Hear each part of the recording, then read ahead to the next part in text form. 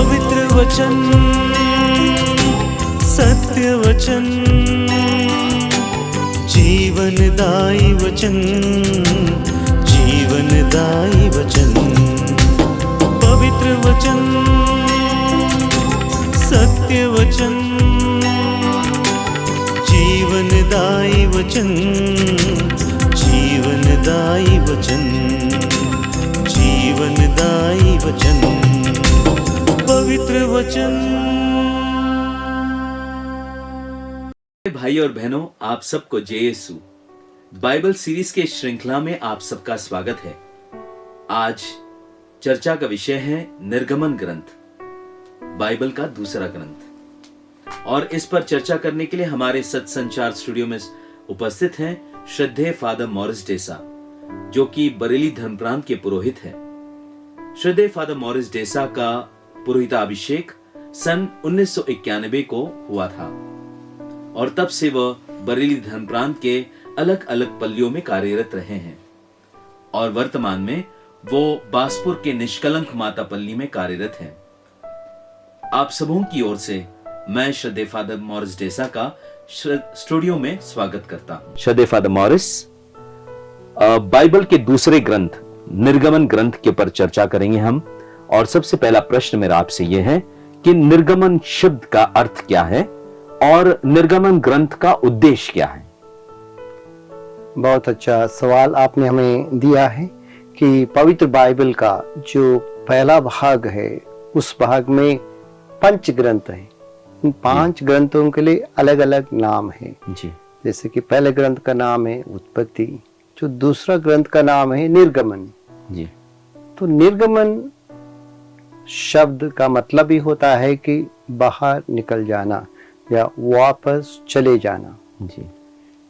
इसी अर्थ से इस ग्रंथ को नामकरण किया है, जबकि ये पूरा ग्रंथ में बहुत सारे अन्य चीजें हैं जो मुख्य बातें हैं, जैसा कि प्रभु के 10 नियम, सिनाई पर्वत पर प्रभु और लोगों के साथ एक नया विधान, सिनाई पर्वत का विधान कहते हैं।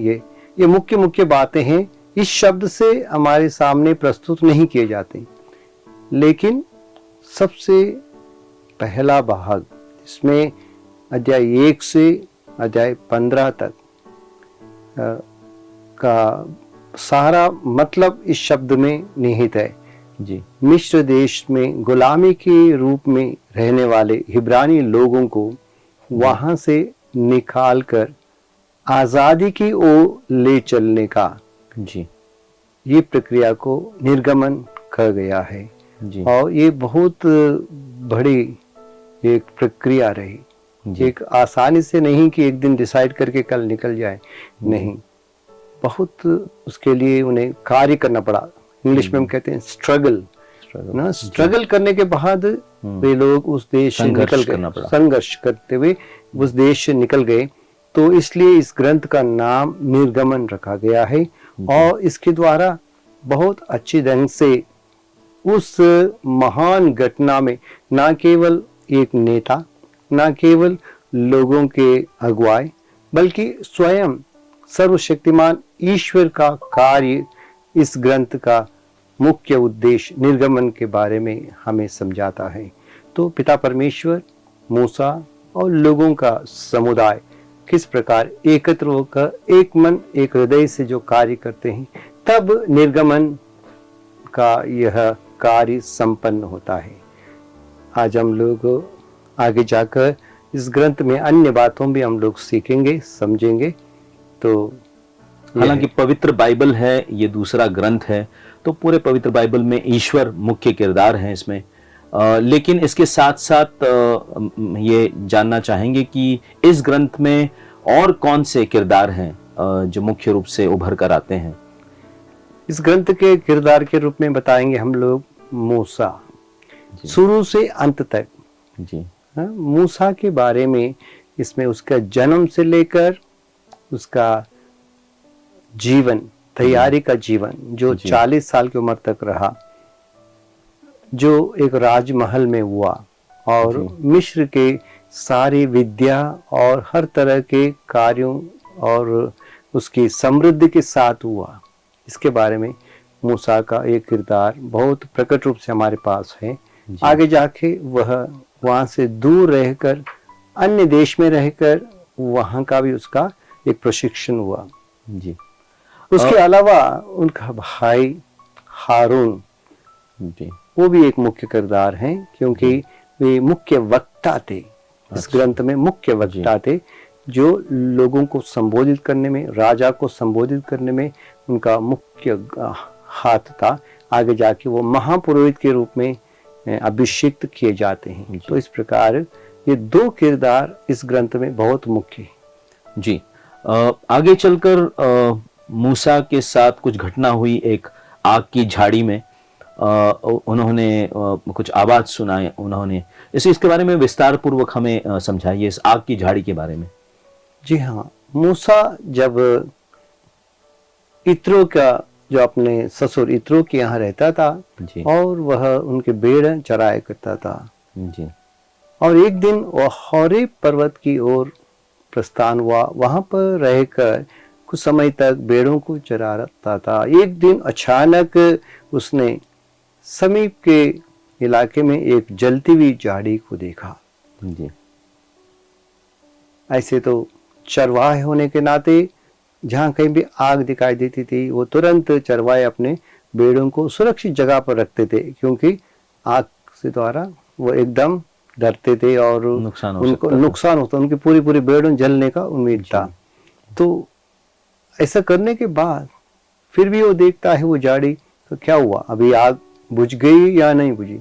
जी। वो आग घंटों से जल रही है लेकिन बुझ नहीं रही है। उसको खुद वो देखने लगा ये क्या बात है, चलो मैं नजदीक जाके देख के आता हूँ। अद्भुत सा लगा उन्हें। हाँ, क्या रहस्य है कि जो है ना घंटों पर एक ही झाड़ी जल रही है, न आग फैल रही है न आग बुझ रही है। ये एक विचित्र दृश्य उसको देखकर जब नजदीक गया और उसको अपने आंखों से अच्छी तरह से देखने के लिए बहुत समीप पहुंचा, निरीक्षण करने के लिए पहुंचा। वचन कहता है निरीक्षण करने के लिए पहुंचा। जब निरीक्षण कर रहा था अचानक वहां से एक आवाज आई, मूसा मूसा। वो चौंक गया। इस आग के बीच में से वचन कहता है एक स्वर्गदूत उनसे बोला। इस प्रकार वहां पर उसका वर्णन है कि ईश्वर की वाणी उसने पहले बार सुनी उस झाड़ी से, जलती हुई आग से। ऐसे तो मूसा को उस समय तक ईश्वर से कभी भी आमने सामने बात करते समय उन्हें कभी ना सुना था ना जानता था। और प्रथम बार आग की झाड़ी से ईश्वर ने अपनी पहचान कराई, मैं तुम्हारा पिता इब्राहिम, इसहाक, याकूब का ईश्वर हूँ और मैं इसलिए आया हूँ कि मैं तुम्हें मिस्र देश भेजूं जहां मेरी प्रजा इब्रानी प्रजा सताई जा रही है और उनको मुक्त करने के लिए मैं तुम्हें भेजता हूँ। इस प्रकार उस झाड़ी से उसका प्रथम दर्शन में ही उसका उद्देश्य और कार्य के बारे में ईश्वर ने उनसे बातचीत करी जी। और मूसा एकदम घबरा गया कि मैं कौन होता हूँ ना, इतने बड़े साम्राज्य, उस समय उस जमाने का साम्राज्य था मिस्र देश और पूरा इलाका के सारे लोग, चाहे राजा, छोटे छोटे महाराजा, सभी लोग उनसे डरते थे, क्योंकि वो एक तरह से पूरे एरिया का ना महान देश था, शक्तिशाली साम्राज्य था जी। तो मूसा कहने लगा मैं कौन होता हूँ इस साम्राज्य के सामने जाकर, एक व्यक्ति जो भेड़े चराता हूँ, केवल मेरे पास भेड़े चराने का डंडा है, उसके अलावा कुछ नहीं है, तो साम्राज्य के सामने मैं कैसे जा सकता हूँ।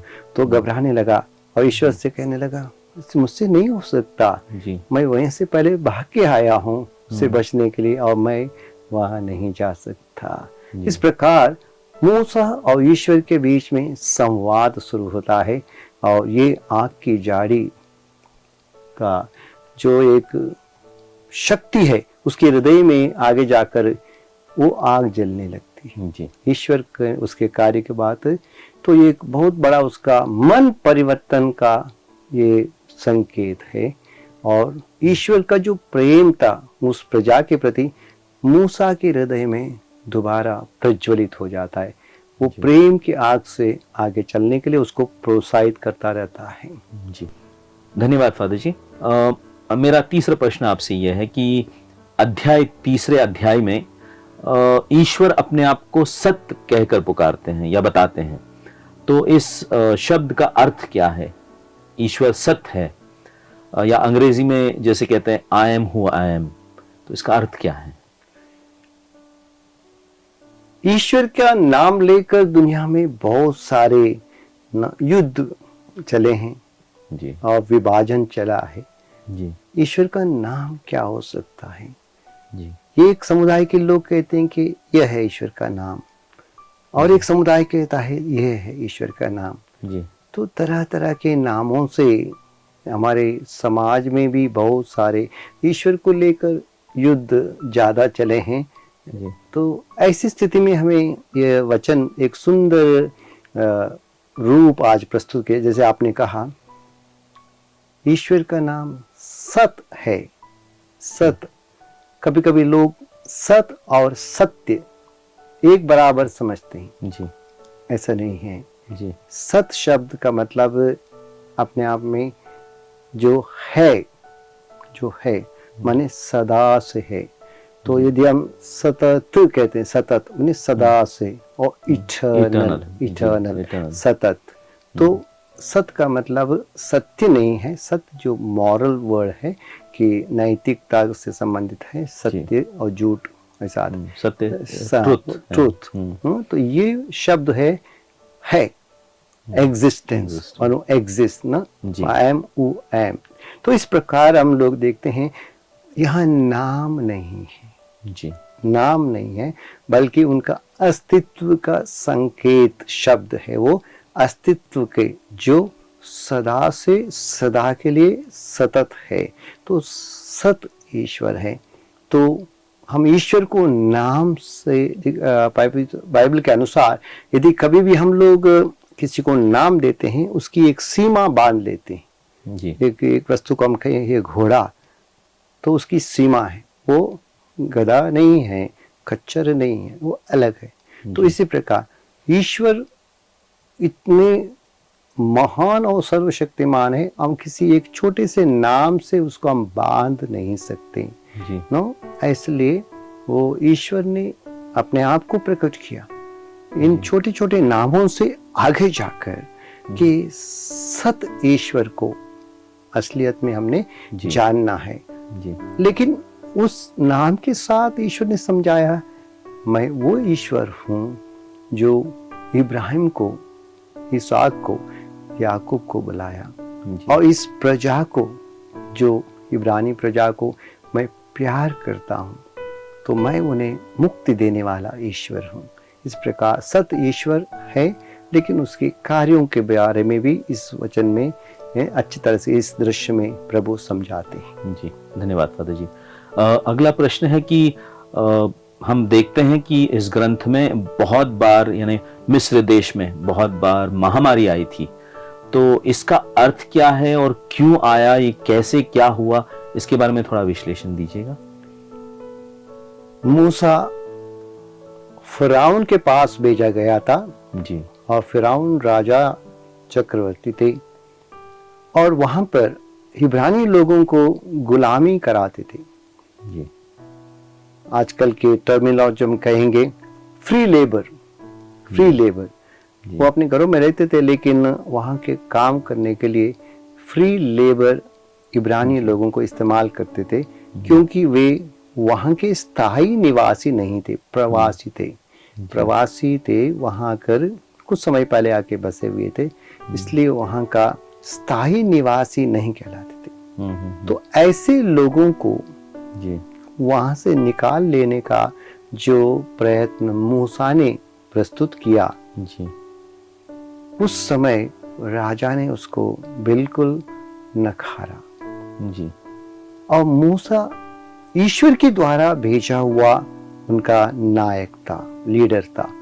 तो ईश्वर ने मूसा से कहा, मैं कुछ चिन्ह चमत्कार दिखाऊंगा, जिसके द्वारा राजा आपको और आपके सारे इब्रानी प्रजा को जाकर अलग देश जाने के लिए वो आपको क्या परमिशन दे। इस प्रकार की बातें ईश्वर ने कहा।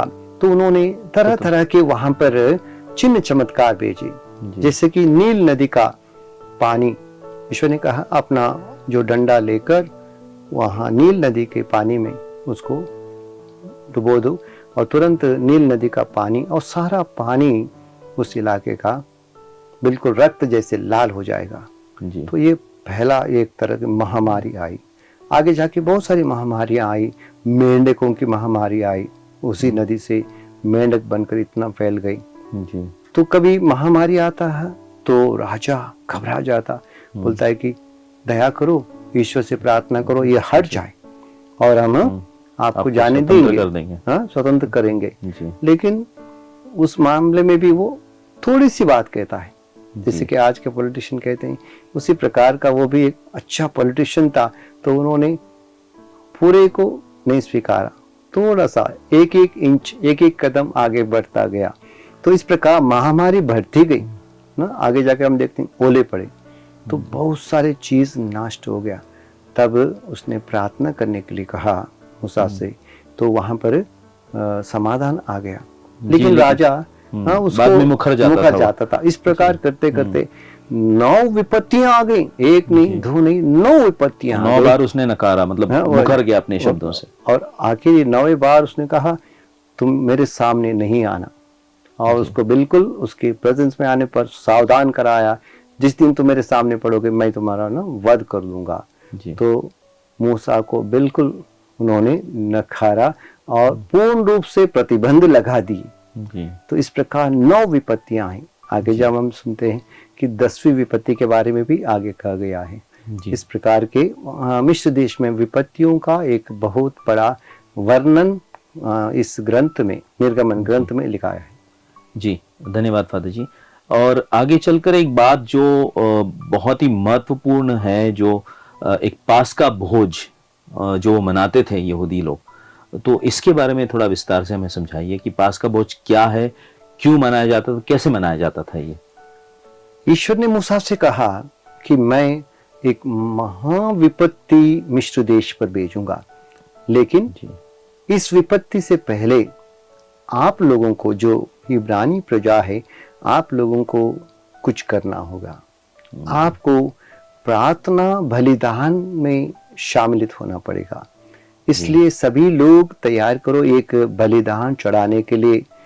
एक भेड़ या बकरा 1 साल का हो, बिना ऐब का, कोई उसमें दाग ना हो, अच्छा बकरा रखिए और उसका बलि चढ़ानी होगी। जी, यानी प्रार्थना करनी होगी ईश्वर से और दया मांगनी होगी कि ईश्वर की कृपा से उनको मुक्ति मिले। तो यह पास्का यानी पास ओवर यानी निकल जाने का शब्द है। पास्का पर्व कहलाते हैं उसका। आगे जाके पास्का पर्व कहलाया है कि यह बलिदान जो है कि बकरे को काट कर उसका लहू दरवाजे पर पोता जाए, एक चिन्ह के रूप में रक्षा के लिए, जिसके द्वारा उन लोगों की रक्षा हो जिनके दरवाजे पर एक चिन्ह है। महामारी उनको ना छुए जी, क्योंकि उन्होंने प्रार्थना करते हुए ईश्वर को बलिदान चढ़ाया है और अपने रक्षा के लिए उस बलिदान का रक्त को अपने दरवाजे पहुंचा है जी। तो इस प्रकार ये बलिदान एक महान बलिदान बना और उसका बलि का मांस ना सभी मिलकर खाएं, बेखमीर रोटी के साथ खाएं और कड़वी साग के साथ खाएं। इस प्रकार ईश्वर ने उनको कहा था तैयारी रहें, वो लोग प्रस्थान के लिए तैयार रहें, सब कुछ चीज बांध लें, यहाँ तक कि अपने चप्पल बांधे।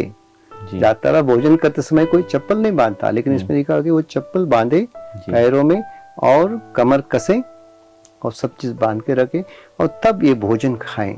लेकिन हर वक्त ये ईश्वर को धन्यवाद देते हुए कहें, क्योंकि इस विपत्ति में जिसके घर में कि भेड़ का रक्त नहीं लगाया हुआ है, बलि का रक्त नहीं लगाया हुआ, उनके यहाँ राजा से लेकर आखिरी नौकर तक या गुलाम तक के सबके पहलौटे बच्चे मारे जाएंगे। ये एक महान विपत्ति थी और इसको आने के समय इजरायली लोगों को ईश्वर ने बचाया, जी लेकिन मिस्र लोगों पर ये विपत्ति भेजी।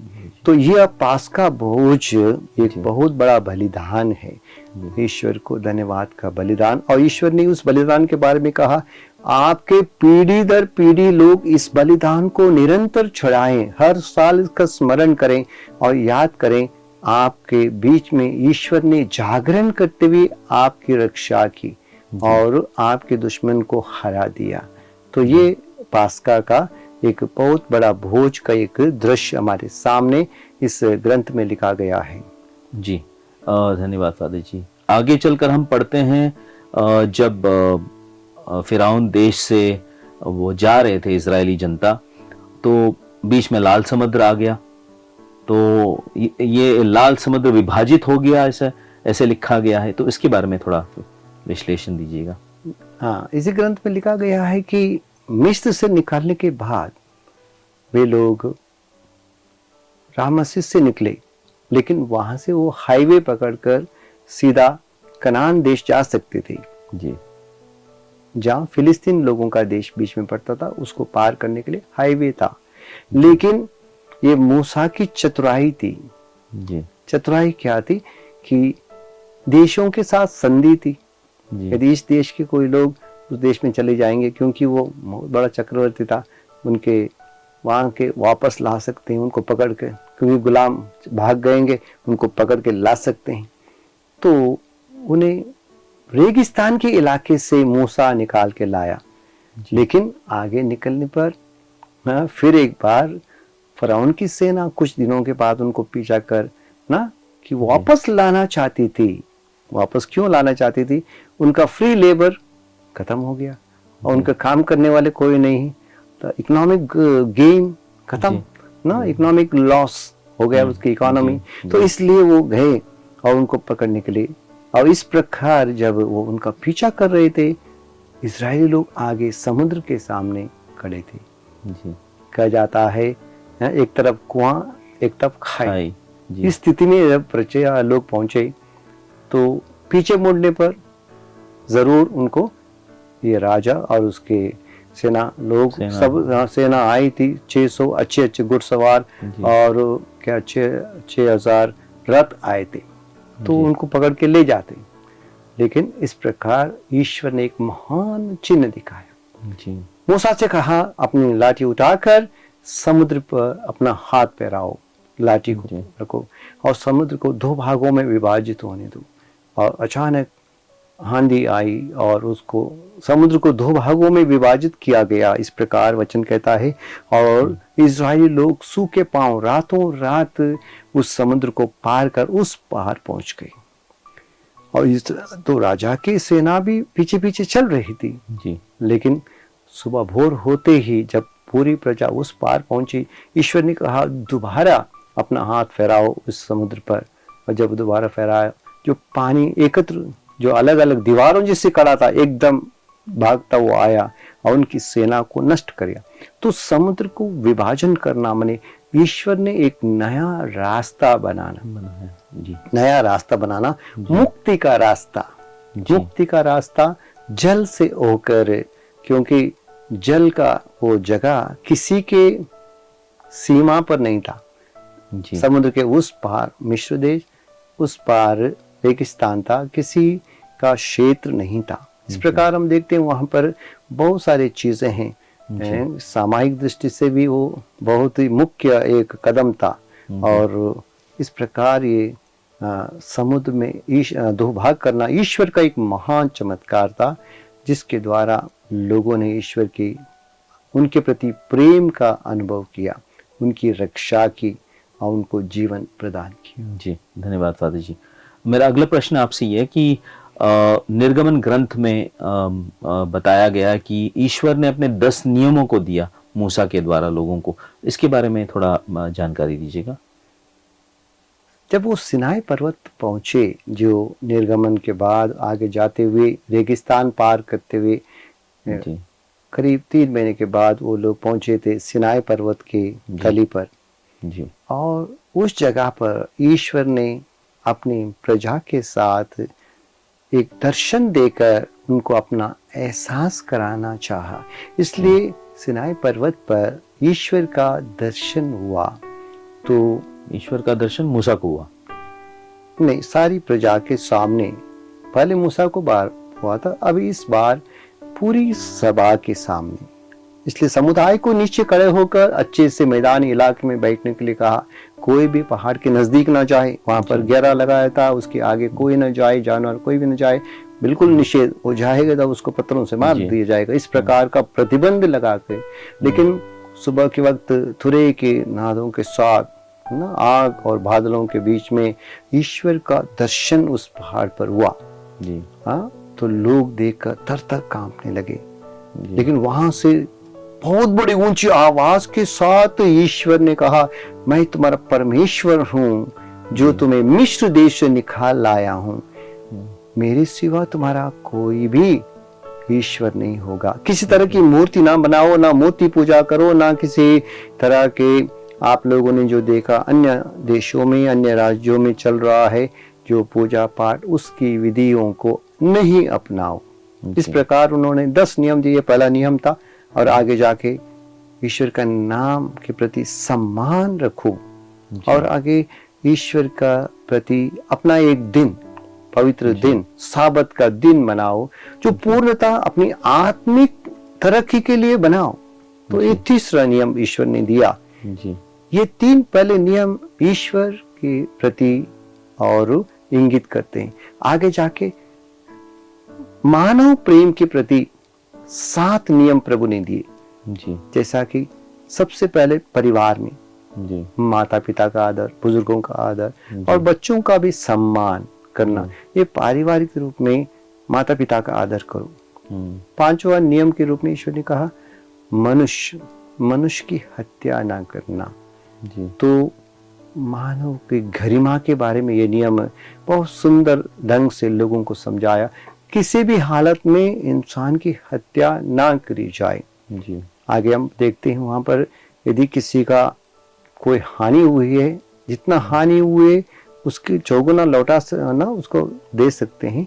लेकिन इंसान की जान की जब सवाल आता है, आंख के बदले केवल आंख जी, उसकी जान नहीं, दांत के बदले केवल दांत, ना कि उसकी जान जी। ना। इस प्रकार मानव गरिमा जैसे के बारे ऐसा हाँ नहीं जी। मनुष्य की गरिमा के बारे में उन्होंने ईश्वर वचन सिखाया है। आगे जाकर नैतिक जीवन के बारे में व्यभिचार से परहेज रखना जी, और चोरी से परहेज रखना, चोरी ना करना, और झूठी गवाह करते हुए झूठ और उसके ना उस प्रकार गवाही ना देना, और पड़ोसी स्त्री या पुरुष के प्रति आकर्षित होकर उनके जीवन को नष्ट ना करना जी। कि उनको सम्मान करना ना। समाज में नैतिकता बहुत ही इंपॉर्टेंट है। आगे जाके लालच, हम लोग कहते हैं लालच बड़ी बुरी बला है, तो उसी प्रकार ईश्वर ने कहा लालच नहीं करना किसी भी चीज की, ना चीजों की, व्यक्ति की, किसी चीज की लालच में बढ़कर आप समाज में अन्याय नहीं करोगे। इस प्रकार ये 10 नियम स्पष्ट रूप में ईश्वर ने एक तरह से लोगों के हृदय में अंकित करने के लिए बार बार उसको दोहराओ, उसको लिख दिया ईश्वर ने, और उसको 2 पाठों में लिख दिया। इनको अच्छी तरह से समझाओ, बार बार समझाओ, और उनके जीवन के ना एक मुख्य ये मार्गदर्शक बन जाए जी। तो ये 10 नियम जो प्रभु ने मूसा के द्वारा दिए थे। धन्यवाद फादर। और एक महत्वपूर्ण बात जो हमें निर्गमन ग्रंथ में देखने को मिलता है वो है ईश्वर की मंजूषा। तो इसके बारे में थोड़ा हमें समझाइएगा। ईश्वर आत्मा है, वो अदृश्य है जी ना। पहले बताया गया है कि उसकी कोई मूर्ति नहीं बनाओ। लेकिन हम ईश्वर से कैसे मिले, कहाँ मिले जी, कहाँ जाकर उनके ना आराधना चढ़ाएं, पूजा चढ़ाएं जी। तो ये बहुत बड़ी समस्या थी। तो ईश्वर मनुष्यों की समस्या तो जानता है। मूर्ति करना मना था, लेकिन ईश्वर ने कहा मैं ऐसे एक जगह पर आपको उपस्थित हो जाऊंगा, इसलिए आप एक नाप बताए वो वहां पर ना कि 2.5 हाथ लंबा, 1.5 हाथ चौड़ा और 1.5 हाथ ऊंचा एक मंजूषा बनाना। जी उस मंजूषा बनाने के अच्छा विवरण इसमें दिया है, किन किन चीजों को बनाना है, कैसे बनाना है। और उसके ऊपर जी खेरूबों का एक जोड़ा बना के रखना। खेरूब यानी स्वर्गदूत, महास्वर्गदूत जो ईश्वर के सानिध्य में उनकी स्तुति दान करते हैं। जी तो उनका एक आच्छादन बना देना जी और वो एक छोटा सा मंदिर जैसे बनता है। जी उसको मंदिर नहीं कहा गया, मंजूषा कहा गया है। उसके अंदर जी जो वचन की 2 पाठियां जो प्रभु ईश्वर ने मूसा को दी थी, 10 नियम के लिखकर पाठ उनको रखना और जी। उसमें मानना भी रखना। और आगे जाकर मूसा की जो छड़ी भी उसमें रख दी जाती थी जी। और उस जगह पर ईश्वर की उपस्थिति रहती थी। जी वहां लोग जाते थे जी प्रार्थना करने के लिए, ईश्वर से परामर्श लेने के लिए, ईश्वर को धन्यवाद और स्तुति करने का जगह था। और वहां मूसा रोज आना चाहता था, दिया जलाकर वहां पर हर बात ईश्वर के सामने आमने सामने बात करता था। इस प्रकार कहा गया है उस मंजूषा बहुत पवित्र स्थान बन गया। और लेकिन वो एक जगह फिक्स नहीं थी, वो मंजूषा थी कंधों पर लेकर आगे बढ़ने के लिए, पुरोहितों के कंधों पर लेकर आगे बढ़ने का इस प्रकार का वो मंजूषा बनाई थी कि क्योंकि लोग यात्री लोग थे और यात्रा करते करते इस मंजूषा को हर जगह आगे लेते जाते थे और उसको स्थापित करते, अपना तंबू गाड़ते थे। जी धन्यवाद साधु जी। आगे चलकर हम देखते हैं कि जब ये इजरायली जनता जा रही थी, यात्रा कर रही थी, तो जाहिर सी बात है कि सभी जगहों पर उनको तो भोजन तो प्राप्त नहीं हुआ, तो इसीलिए ईश्वर ने प्रबंध किया मन्ना की। तो इसके मन्ना के बारे में थोड़ा समझाइएगा। जी हाँ, रेगिस्तान में भोजन कहाँ से मिलेगा? वो भी लाखों लोग थे, 1-2 लोगों की बात नहीं है।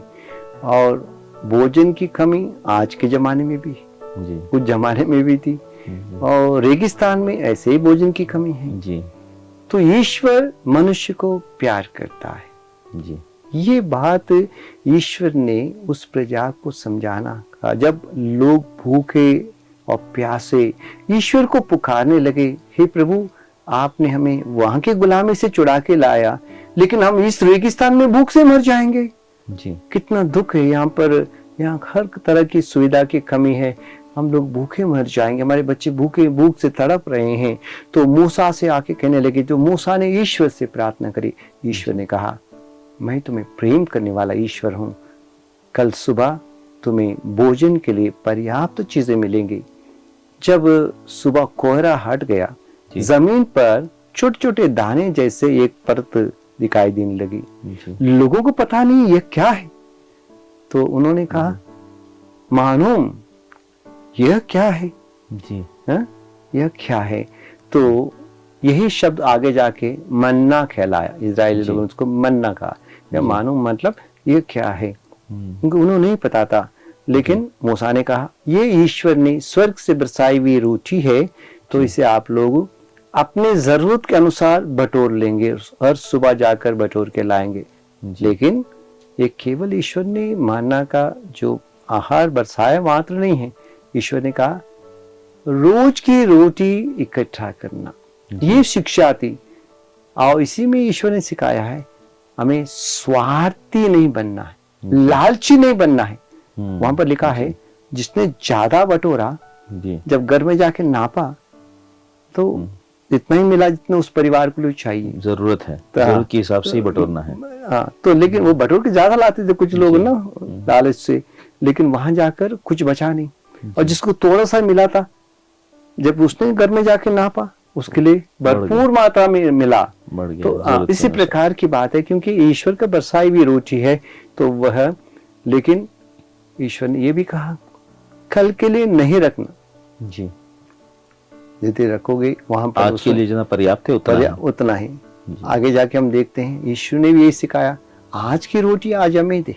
जी तो ईश्वर की शिक्षा यह है कि हमें जरूरत से ज्यादा संसार के चीजों से बटोर का इकट्ठा करते हुए अपने गोदाम भर के रखना, कि दूसरों को भूखा रखना पड़ेगा। जी। ये बहुत बड़ी शिक्षा उस भोजन के द्वारा ईश्वर ने दी, और ईश्वर प्रबंध करता है, हमें भूखा मरने नहीं देगा। उसने हमें जीवन दिया है, हमें कार्य जरूर करना है, लेकिन आखिर मनुष्य रोटी से ही नहीं जीता। प्रभु यीशु ने जब कहा, उस जमाने में सिखाया था कि आपको रोजाना इतना इकट्ठा करना है, लेकिन साबत के दिन बटोरने नहीं जाना, आप भोजन बटोरने नहीं, आत्मिक भोजन बटोरने के लिए जाना। इसलिए साबत के पहले दिन आप दुगुना इकट्ठा करके उसके लिए संजोए रखना और दूसरे दिन उसका भोजन करना। ये बात सुंदर बातें वहां पर लिखी हैं मानव के बारे में। जी, धन्यवाद फादर जी। एक आखिरी प्रश्न जो मैं आपसे करना चाहूँगा कि पुराने व्यवस्थान की बात चल रही है और निर्गमन ग्रंथ की बात चल रही है, और जहाँ पर हमने देखा कि ईश्वर ने 10 नियम दिए, तो वर्तमान में इसका क्या महत्व है इन 10 नियमों का? क्योंकि पुराने व्यवस्थान का नियम है, क्या ये अभी भी लागू होते हैं, या ये इसका महत्व आज भी है, या इसके अतिरिक्त कुछ और है? जी हाँ, प्रभु यीशु से यही सवाल पूछा गया था। एक नौजवान आया, एक मत्ती के सुसमाचार 19 अध्याय में हम देखते हैं, आकर कहने लगा, प्रभु अनंत जीवन पाने के लिए क्या करना चाहिए? जी। क्योंकि जब प्रभु यीशु आए, ये मूसा के दिए हुए नियमों के 1500 साल हुए थे, यानी पुराने हो गए थे, पुराने हो गए थे। तो प्रभु यीशु मसीह नया सुसमाचार सुना के आए थे, क्या करना चाहिए? लेकिन मत्ती 19 में लिखा है, आज्ञाओं का पालन करो। जी। नौजवान ने पूछा, कौन सी आज्ञाएं? तब प्रभु यीशु सुनाते हैं, ये आज्ञाएं जो मूसा के द्वारा ईश्वर नियमों के बारे में बताते हैं। तो यानी यीशु ने कहा, इनको हमें पालन करना चाहिए वर्तमान में भी। तो यीशु के सुसमाचार के द्वारा ये आज्ञाएं पूर्ण हुए हैं, समाप्त नहीं हुए हैं। यही शिक्षा आज भी लागू है, और आज के जमाने में भी हमें सचमुच में एक ईश्वर को मानते हुए सबको भाई बहन मानकर चलने के लिए ये नियम हमें आज भी रेलेवेंट है, और इसके द्वारा किसी को हानि नहीं, बल्कि हर एक का उद्धार हो सकता है। बहुत बहुत धन्यवाद फादर जी। जाने से पहले एक बार मैं आपसे दरखास्त करूंगा कि हमारे सभी दर्शकों को आप अपने आशीर्वचन दीजिएगा, एक संदेश दीजिएगा। पवित्र वचन ईश्वर की प्रेरणा से लिखा है। जबकि हम लोग निर्गमन ग्रंथ में सुनते हैं, ईश्वर ने अपने हाथों से 10 नियम 2 पाटियों पर लिखकर मूसा को दे दिए। जी। मैं बार बार अक्सर मेरे स्टूडेंट लोगों के साथ कहता हूं कि आप समझ लीजिए, सभी लोग गुलाम थे, किसी को पढ़ना नहीं आता था, फिर भी ईश्वर ने कहा उसको लिखो, लिखित रूप से दिया, और उसको जाके सबके सामने रखो कि सभी लोग पढ़ें। जी। ईश्वर क्या चाहता है? ईश्वर अपना वचन पढ़ना, लोग उसे पढ़ें और उसको ग्रहण करें। ईश्वर के वचन को पढ़ें और उसको ग्रहण करें, ग्रहण कर उसके अनुसार जीवन बिताएं। जी। निर्गमन ग्रंथ का ये मुख्य उद्देश्य मुझे समझ में आता है, ये बहुत एक मुख्य तथ्य है।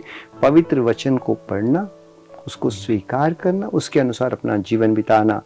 आज भी ना मेरा यही संदेश है, आप पवित्र वचन पढ़िए, पवित्र वचन को गहराई से पढ़िए, पवित्र वचन में गहराई से विश्वास कीजिए और ईश्वर को धन्यवाद दीजिए, जो प्रेमी ईश्वर है, जिन्होंने हमें अपना वचन दिया है। मैं इस प्रजा का दुख अच्छी तरह से समझता हूँ, इसी ग्रंथ में लिखा है। और ऐसा ईश्वर है जो मुझे जानता है, आपको जानता है, हमारी परिस्थितियां जानता है, हमारे प्रार्थनाओं को सुनता है और हमारी सहायता करने के लिए सदा तैयार रहता है। हर स्थिति में, हर परिस्थिति में ईश्वर के वचन को प्यार कीजिए। जी, यही मेरा संदेश। शुक्रिया फादर जी। प्यारे भाई और बहनों, हमने सुना किस प्रकार से फादर मॉरिस ने हमें निर्गमन ग्रंथ के बारे में और हमारे प्रश्नों का उत्तर बहुत ही सरल और सुंदर तरीके से हमें दिया और समझाया है। मैं उम्मीद करता हूं कि आप लोग इसको समझे हैं और इसको ध्यान में रखते हुए आप इस ग्रंथ को बहुत ही आनंद के साथ आप पढ़ेंगे और अच्छी तरह से आपको समझ में आएगा। हमने देखा कि कितना सुंदर सा ये ग्रंथ है, जो एक कहानी के रूप में रखा गया है। बहुत ही सुंदर कहानी है, कहानी के रूप में है ये, तो इसे पढ़ने में भी आपको आनंद आएगा। आप जरूर पढ़ें इसको। और अगली कड़ी में हम दोबारा मुलाकात करेंगे अगले ग्रंथ के साथ में। तब तक के लिए आज्ञा दीजिएगा। बहुत बहुत शुक्रिया फादर जी, और आप सबों को भी जय यीशु। सबको धन्यवाद। धन्यवाद।